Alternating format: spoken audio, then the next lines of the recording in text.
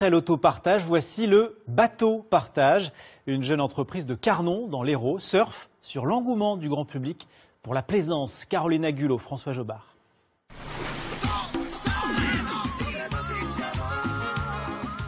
L'idée est partie d'un constat. Les bateaux naviguent en moyenne seulement 15 jours par an. Le reste du temps, ils dorment au port. Ce temps libre, perdu, la petite start-up a eu l'idée de le rentabiliser. Elle propose aux possesseurs de bateaux de mettre leurs biens en location.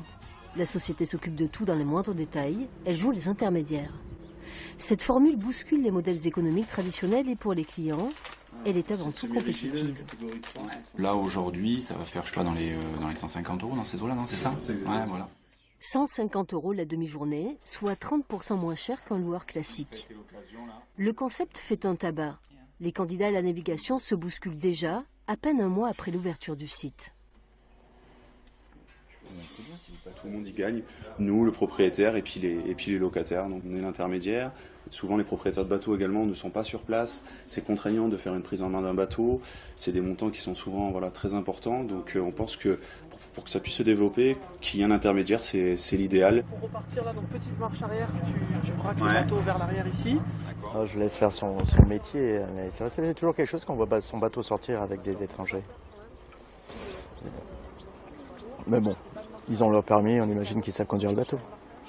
Ce propriétaire vit à Carnon, tout près de la mise à l'eau.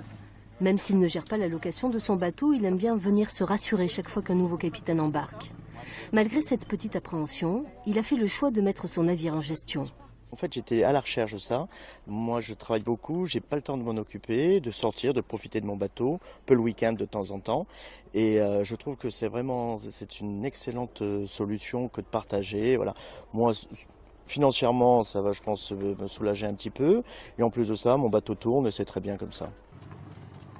La start-up a constitué une flotte de 12 bateaux.